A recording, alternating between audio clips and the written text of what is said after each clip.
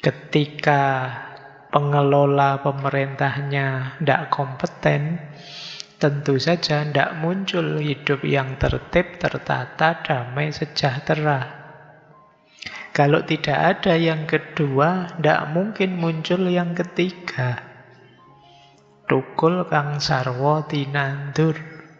Kalau yang ketiga tidak muncul, berarti kan lapangan kerja susah. Ketika kalian berusaha bekerja tidak sukses, tidak mungkin yang keempat lahir. Murah kang sarwa tinuku, daya beli kita rendah. Kalau sudah begitu, ya tidak jadi makmur. Jadi gemah ripah loh jinawi, kita itu aslinya begitu. Tapi karena tidak toto titi tentrem kerto raharjo, akhirnya tidak tukul apa yang ditandur. Karena tidak tukul apa yang ditandur, pada akhirnya ya tidak murah. Tidak kuat kita membeli apa-apa.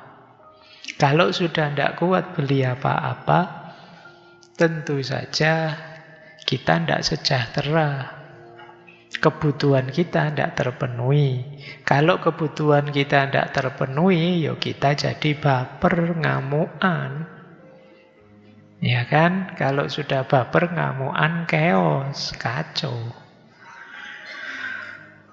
Jadi terus jadi tidak nyaman hidup kita. Jadi nggak kepake sama sekali otak kita hari ini. Jadi, nah terus buat apa Allah menganugerahimu akal pikiran yang dulu dibangga-banggakan? Dulu Aristoteles bilang bahwa al-insanu hayawanun natik. Manusia itu binatang yang berpikir. Lah sekarang tidak ada orang mikir.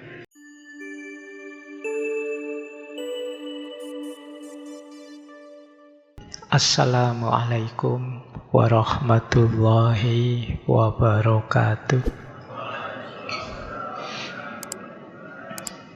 Baik, bismillah teman-teman. Mari kita lanjutkan ngaji kita. Saya tiba-tiba tadi nyari materi ketemu kalimat ini dari filsafat Jawa. Jadi ternyata nenek moyang kita dulu itu punya visi yang keren tentang yang kita sebut kemakmuran. Jadi mengisi kemerdekaan itu ya jalan menuju kemakmuran ini. Di Jawa orang mendefinisikan kemakmuran itu dengan kalimat itu. Gemah ripah loh jinawi, toto titi tentrem kerto raharjo, tukul kang sarwa tinandur, murah kang sarwa tinuku. Jadi kemerdekaan ini, bangsa ini mau dibawa kemana sih? Dibawa ke sini harusnya. Jadi bangsa yang gemah ripah loh jinawi. Gemah ripah loh jinawi itu subur makmur, sumber daya alamnya berlimpah ruah. Kemudian toto titi tentrem kerto raharjo. Tertib, kemudian tertata, damai, tentrem itu damai, kerto raharjo, sejahtera. Jadi kehidupannya tertata, tertib, damai, sejahtera.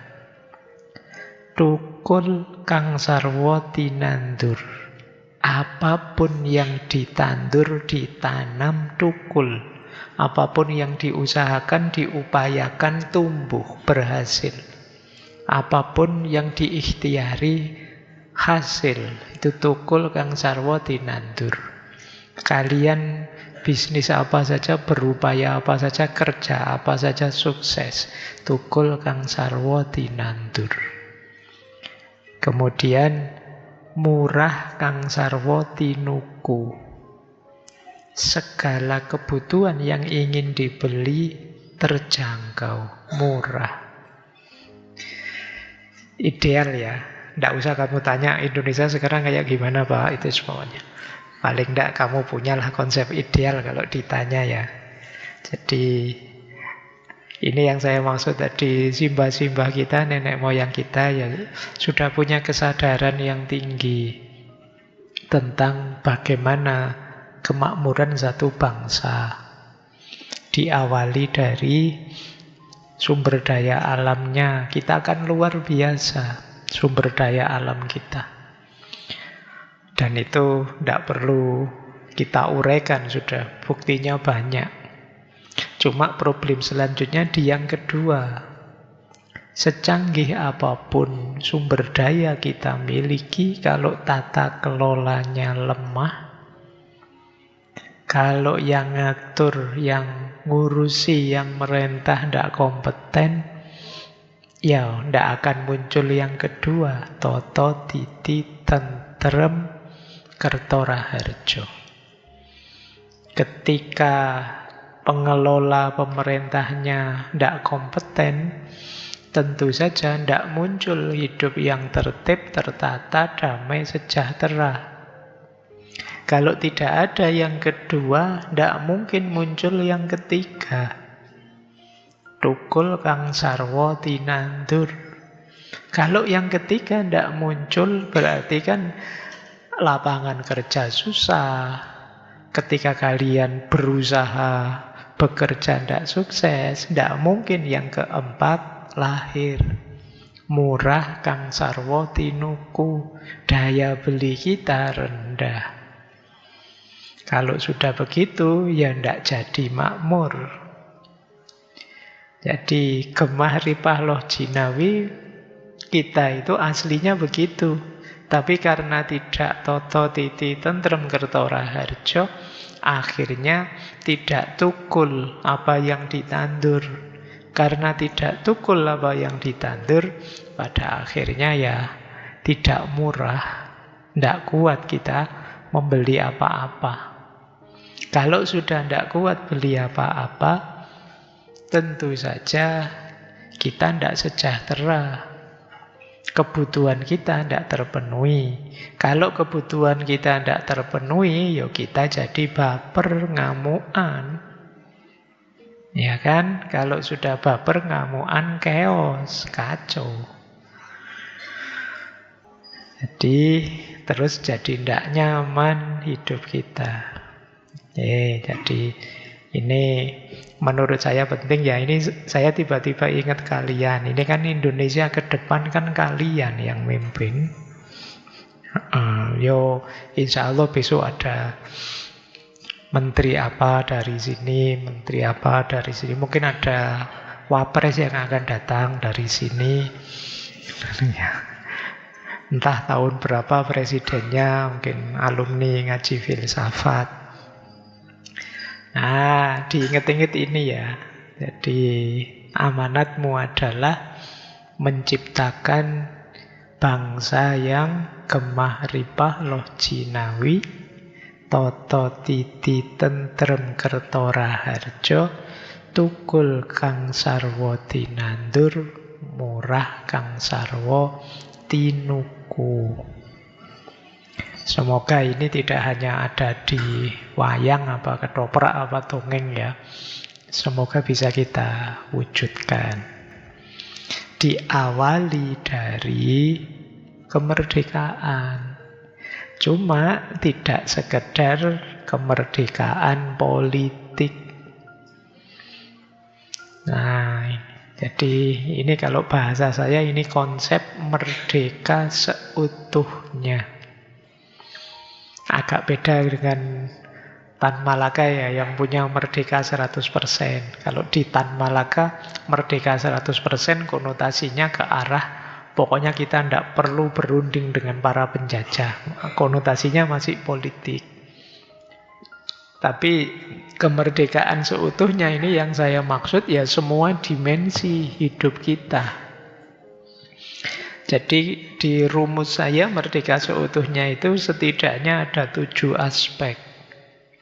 Merdeka secara politik, merdeka secara ekonomi, merdeka intelektual, merdeka moral, merdeka psikologis, merdeka sosial, dan merdeka spiritual. Kalau kalian bisa mewujudkan merdeka seutuh itu, semuanya merdeka, kemungkinan menuju Gemah Ripah Loh Jinawi tadi lebih mudah.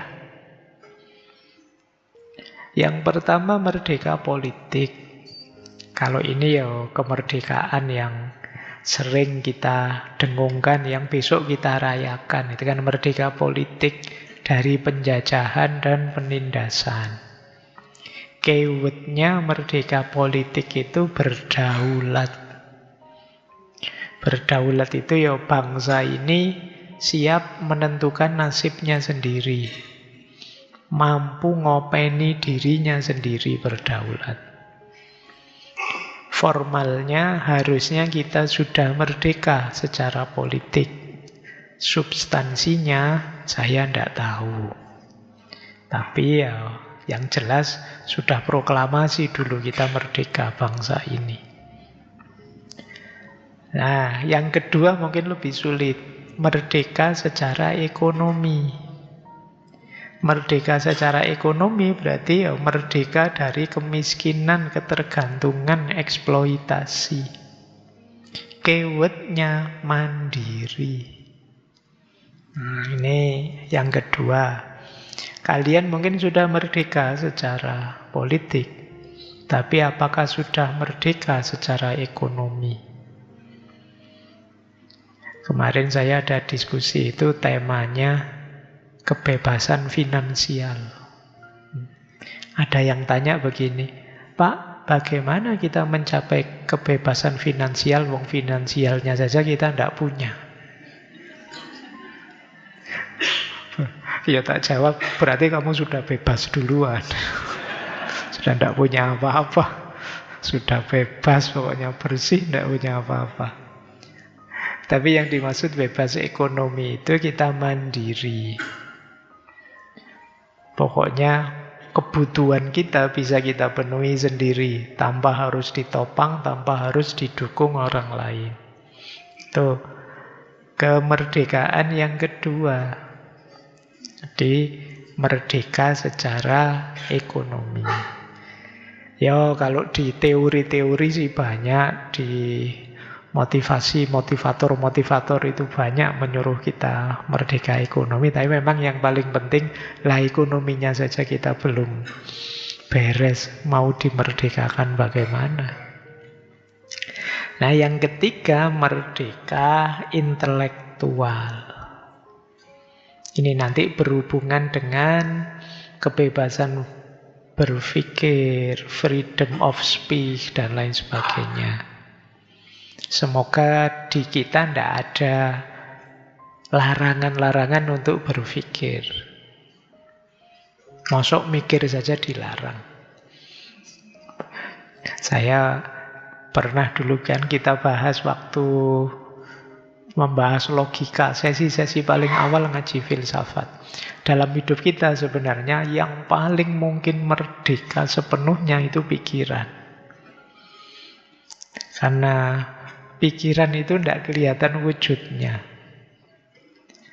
Kalian jahat luar biasa, tapi hanya di pikiran itu tidak bisa dihukum. Jadi, cuma sayangnya pikiran sedahsyat itu, semerdeka itu, kitanya yang tidak canggih berpikirnya. Sama seperti ekonomi tadi. Kemerdekaan ekonomi itu ya kan diawali dari kemandirian. Nah, kemerdekaan intelektual diawali dari kemampuan bernalar. Lah kalau kita bernalar saja susah, disuruh mikir ndak bisa, bisanya ikut saja Pak, manut saja Pak, ya gimana bisa merdeka intelektual? Di sebagian besar kita kan mungkin kalau urusan pikiran follower saja kan, kita ikut saja orang. Tiap hari kita kalau tidak di channel ini ya ganti channel itu. Kalau mentok ya tanya AI. Jadi nggak kepake sama sekali otak kita hari ini. Jadi, lah terus buat apa Allah menganugerahimu akal pikiran yang dulu dibangga-banggakan? Dulu Aristoteles bilang bahwa al-insanu hayawanun natik. Manusia itu binatang yang berpikir. Lah sekarang tidak ada orang mikir. Diwakili oleh AI semua. Iya, lah ya kalau manusia binatang yang berpikir, kita sekarang tidak mikir. Lah kita semua sekarang sisa binatangnya. Mikirnya hilang. Lah gimana kita mau mandiri secara intelektual, merdeka secara intelektual? Wong kita tidak bisa bernalar sendiri, berpikir sendiri. Oke, nanti lama-lama mungkin kondisi ini kalau tidak diantisipasi ya memang bisa lahir generasi yang lemah dalam bidang nalar karena sudah diwakili oleh mesin-mesin. Tentu saja rumus yang kuat akan menindas yang lemah. Jangan-jangan besok ada cerita kita ditindas oleh ciptaan kita sendiri. Kemarin baru ada cerita-cerita ya, beberapa AI lolos bisa mikir sendiri.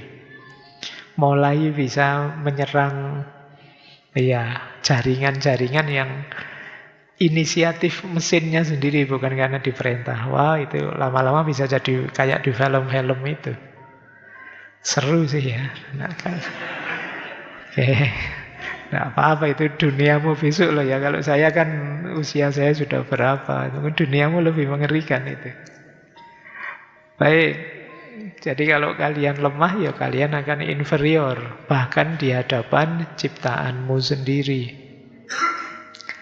Kemudian yang keempat, kemerdekaan moral.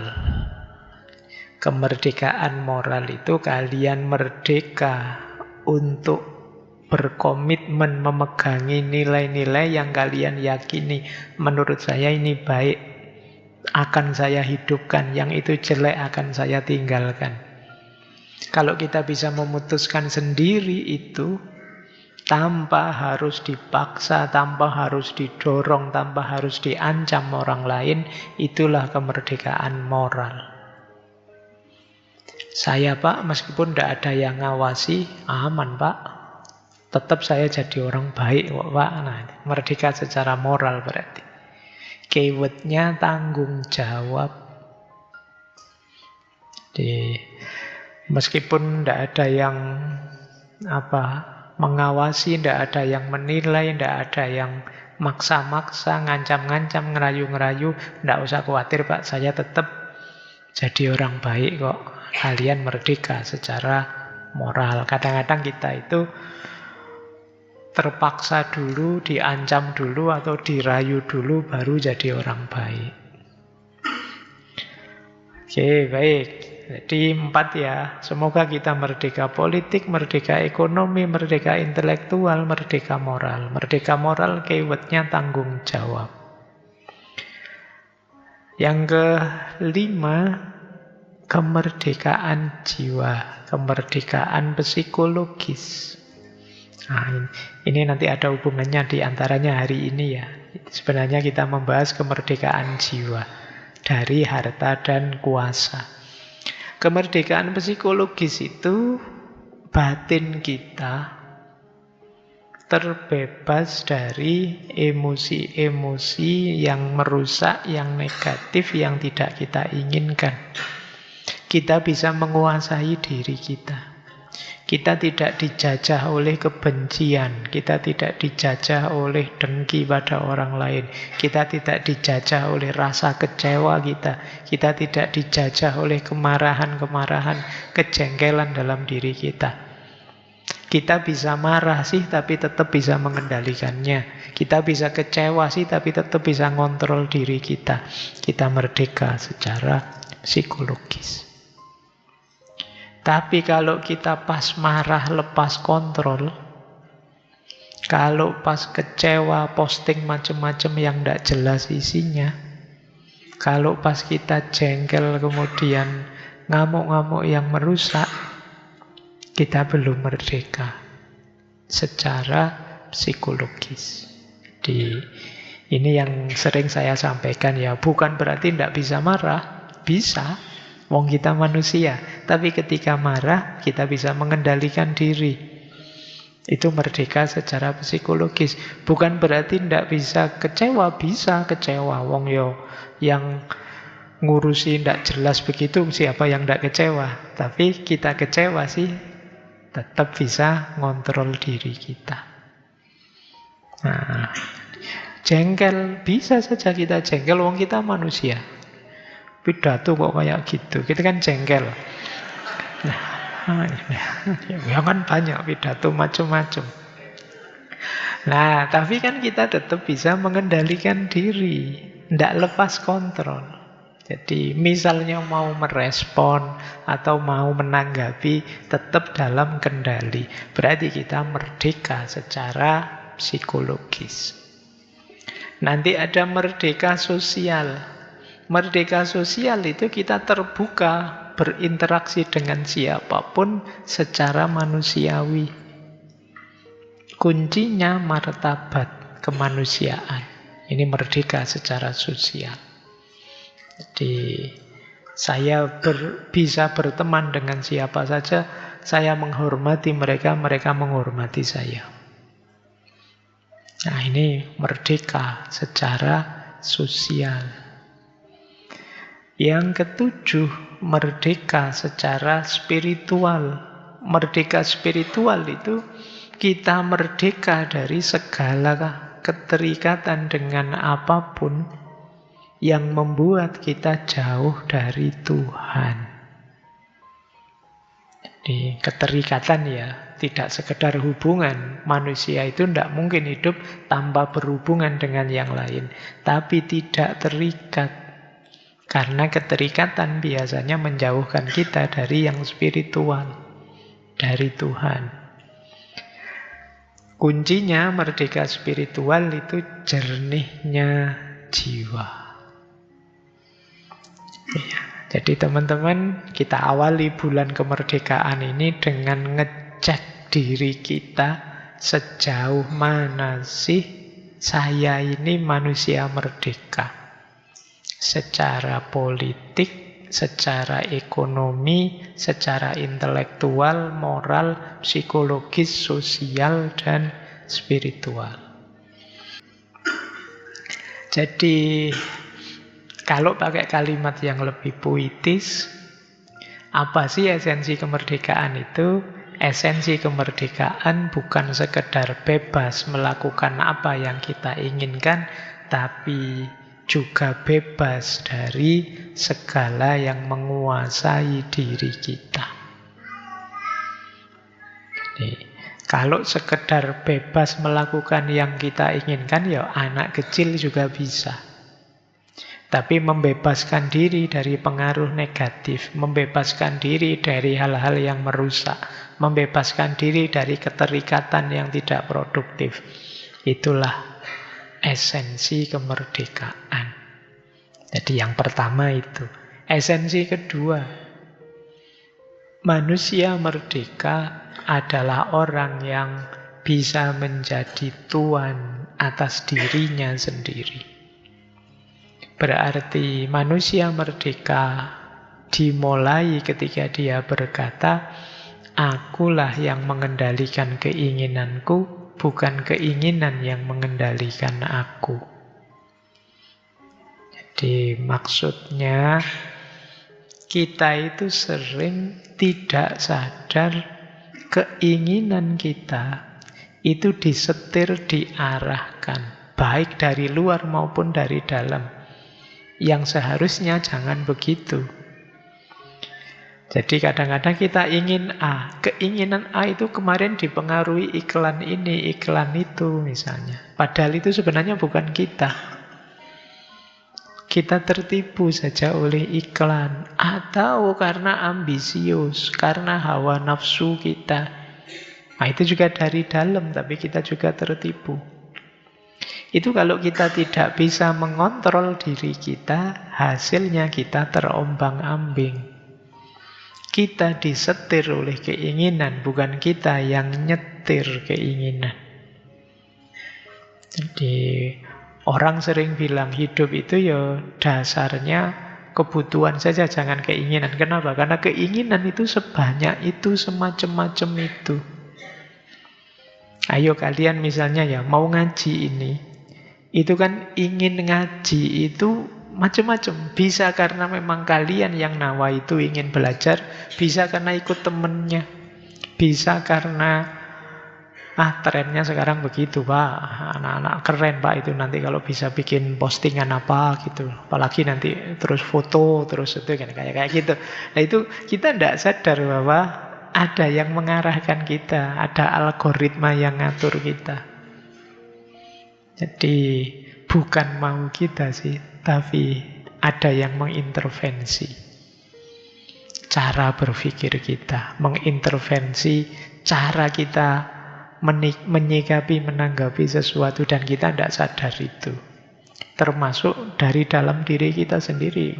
Kalau sudah ambisius, kalau sudah bernafsu, kalau sudah bertekad dari dalam, kemudian sulit dibelokkan lagi. Nah, jadi termasuk malam hari ini tentang harta dan kuasa itu diam-diam kita dijajah oleh tipe kepribadian kita sendiri, hasrat keinginan kita sendiri. Maka kesimpulannya apa? Kalau bangsa merdeka itu bangsa yang bebas dari penjajahan, maka manusia merdeka adalah manusia yang bebas dari segala yang menjajah jiwanya. Itu esensinya itu. Baik, sekarang kita mulai ya. Penjajah yang pertama yaitu tentang harta ekonomi. Coba dicek. Kalian ada tipe begini enggak? Di sekelilingmu ada tipe seperti ini enggak? Kalau ada, berarti kalian terjajah oleh harta, oleh kekayaan. Ya mungkin saya tahu sih diam-diam jawabanmu terjajah gimana, Pak? Hartanya saja enggak ada. Ya ini buat pengingat besok-besok ya, kamu biar tidak dijajah oleh ambisi, oleh harta. Yang pertama, terjajah oleh harta itu ketika kita itu sudah punya banyak, tapi masih merasa kurang. Dia terjajah oleh harta. Ini kalau orang Jawa menyebut terjajah oleh harta itu kedunyan. Sudah punya banyak, wong sudah sekaya itu, kok yo masih tega korupsi. Kedunyan tenang. Nggak sedikit lagi, 74 loh kilo.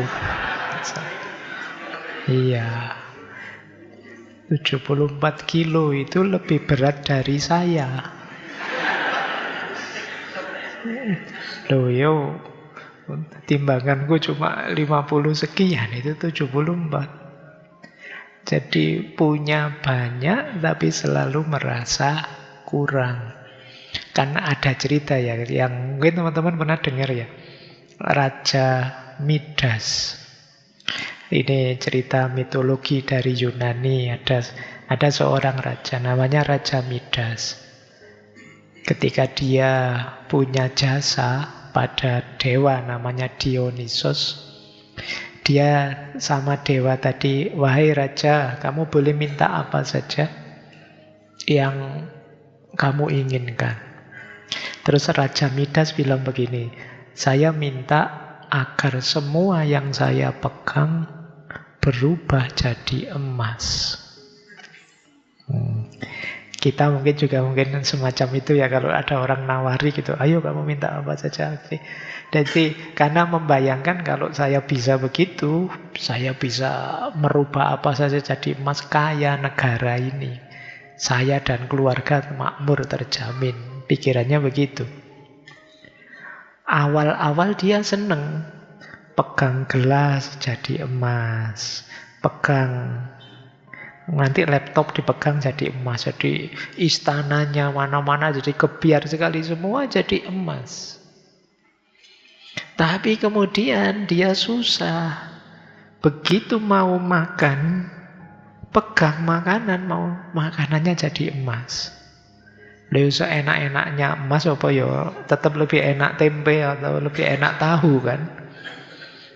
Jadi harganya jauh, tapi tetap kalau untuk makan lebih enak makan tempe tahu. Dan itu dia galau karena mau makan pun makanan yang dia pegang berubah jadi emas. Akhirnya dia kapok, sudah tobat. Kemampuan emas ini dia kembalikan ke dewa ketika satu ketika dia tidak sengaja anaknya. Jadi anaknya ini marah-marah karena bunga mawar kesukaan dia berubah jadi emas. Dia jengkel, datang ke bapaknya. Nah, bapaknya kan lihat anaknya marah-marah kan dihibur, dipuk-puk. Lah, anaknya dipuk-puk. Dia kalau nyenggol apa-apa jadi emas. Anaknya berubah jadi emas.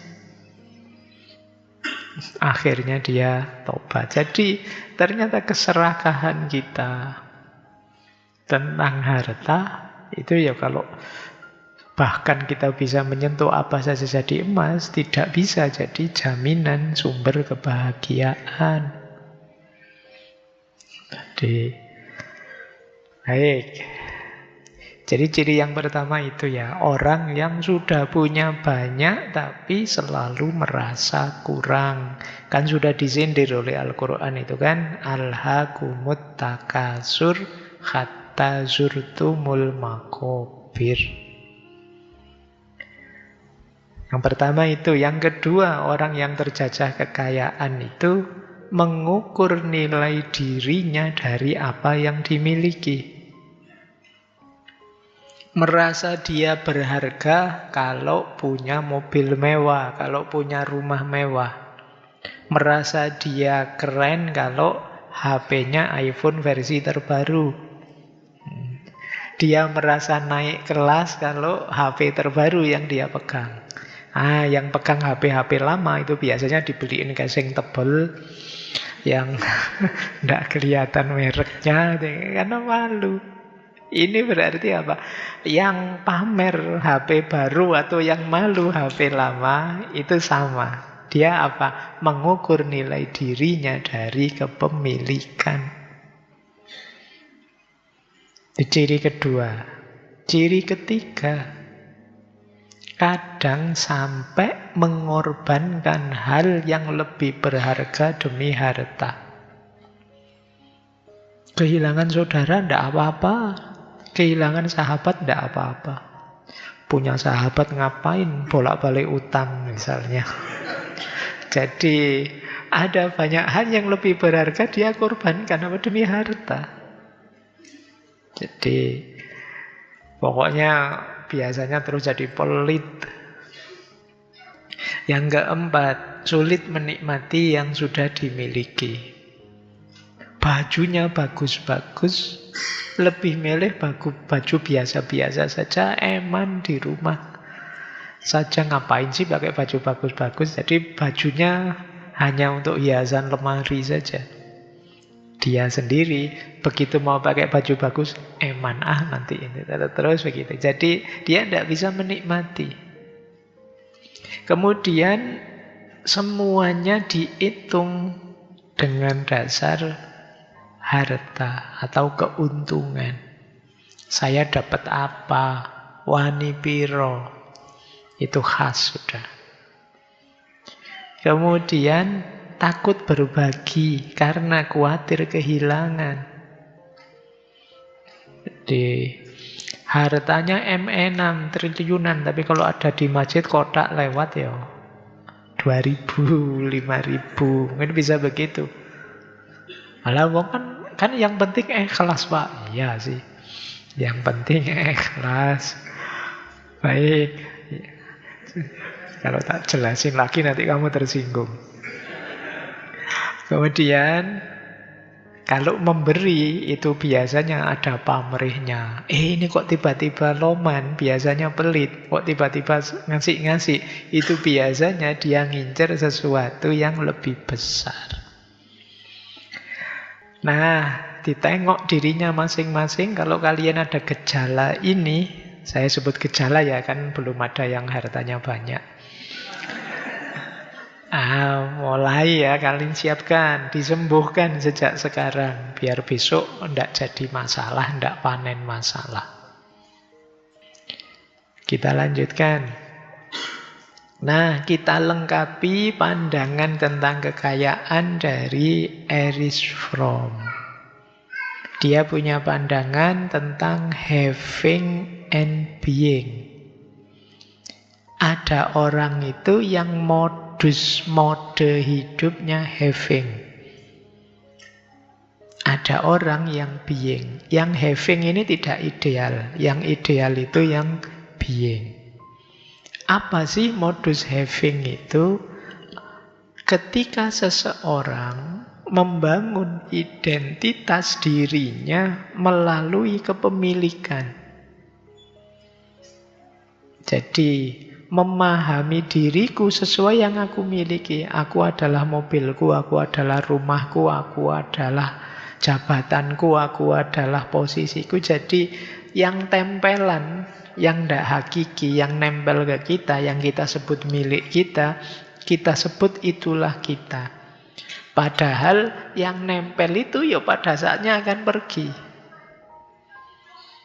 Jadi masalahnya kata Erich Fromm, semua yang dimiliki dapat hilang. Akhirnya apa? Orang dengan modus having, hidup itu tergantung yang aku miliki, dia dipenuhi rasa takut. Takut kehilangan, takut kalah, takut miskin, takut tersaingi, takut dilupakan.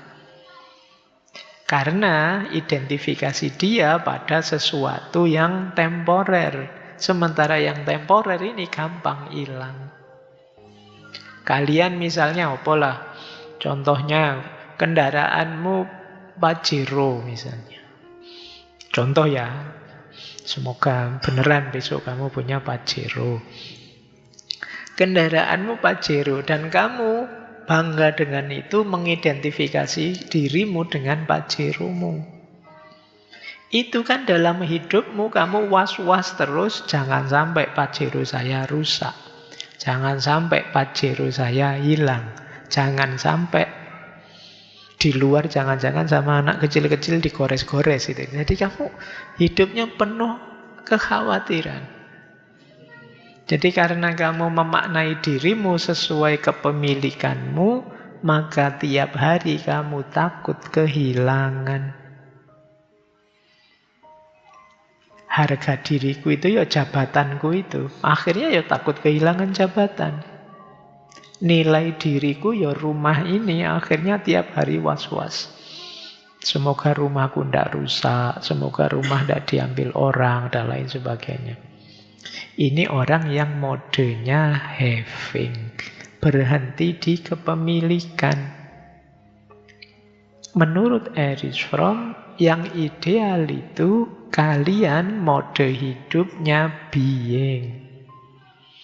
Mode being itu tidak berhenti di yang aku miliki apa, tapi fokus pada aku ini manusia yang bagaimana. Kalau having, dia bertanya apa yang harus aku miliki agar aku bernilai. Apa aku harus beli HP terbaru, beli laptop terbaru, melakukan ini, melakukan itu mode having. Kalau mode being, dia bertanya manusia seperti apa sih yang harus aku bentuk diri ini sehingga diriku bernilai. Jadi being itu ya fokus mungkin belajar, berkarya, berbagi, bertumbuh. Itu mode being. Nah, kalau orang modenya having, dia penuh ketakutan. Kalau dia modenya being, dia penuh harapan. Terus Bagaimana sih membebaskan diri dari jajahan harta dan tahta, harta dan kuasa? Yang pertama, mari kita ubah cara pandang kita, baik terhadap harta maupun kekuasaan atau jabatan. Jadi, jangan dianggap harta atau kuasa itu tujuan. Maknai saja sebagai sarana atau jalan. Kayalah, tapi kaya itu bukan tujuan akhirmu. Dengan kaya kamu bisa melakukan banyak kebaikan. Punyalah jabatan, punyalah posisi, dan jadikan posisi dan jabatan itu jalanmu untuk melakukan banyak kebajikan. Jadi harta tidak untuk mencari harga diri, tapi untuk berbagi. Kuasa tidak untuk menguasai, tapi untuk melayani. Jadi cara pandang kita terhadap harta dan kuasa, ayo diubah biar kita tidak dijajah. Yang kedua, kalau ini bahasa agama, qanaah. Qanaah itu ayo melatih jiwa yang cukup. Kalau kita mengejar harta, mengejar jabatan, tidak pernah ada titik akhirnya. Orang akan selalu merasa kurang terus. Jabatan, kalau sudah jabat biasanya sulit berhenti. Rencananya 1 periode, tapi besok ada peluang ya naik lagi saja, kenapa tidak? Kalau boleh 3 ya kenapa tidak? Jadi ini selalu begitu. Maka ayo mulai latihan mental qanaah. Jadi qanaah itu merasa cukup, sudah cukup. Titik ini jadi finishnya dan lain sebagainya. Ini mental qanaah penting. Kemudian yang ketiga, kurangi ketergantungan. Jadi kurangi ketergantungan itu bukan berarti kita membuang semua harta kita, enggak. Harta tetap di tangan kita, tapi kita tidak melekat. Seperti contoh sufi tadi loh, dengan tulang ikannya. Jadi, ya saya sekarang punya banyak kekayaan sih, tapi seandainya lepas pun untuk hal yang penting, saya tidak ngeman-ngeman. Tidak saya berarti. Jabatan juga begitu. Kalau menurut saya akan lebih positif kalau saya mundur, ya saya mundur saja. Tidak masalah apa sih jabatan itu. Kalau menurut saya bangsa ini lebih kondusif kalau bukan saya yang mimpin, ya saya tak mundur saja. Nah, ini contoh-contoh dari mental qanaah dan tidak tergantung. Ini kan lawannya tadi loh, tergantung. Pokoknya saya harus selalu jabat. Kalau bukan saya, tidak ada yang bisa ngatasi. Saya yang paling hebat, yang paling mampu, dan lain sebagainya. Itu akan merusak diri kita dan merusak yang lain. Maka penting kita sadarkan diri kita, jangan tergantung, jangan terikat. Ayo secukupnya saja. Kemudian perkuat orientasi nilai. Maksudnya apa? Mari kita bertanya dulu sebelum memutuskan apa saja dengan pertanyaan, apakah ini benar? Apakah ini baik? Itu harus jadi pertanyaan pertama. Sebelum apakah ini menguntungkan itu nanti. Jadi kalau saya melakukan ini, apa ini benar? Apa ini baik? Sesuai aturan enggak? Nah, ini pertanyaan awal. Baru kemudian saya dapat apa? Saya untung apa? Itu yang terakhir.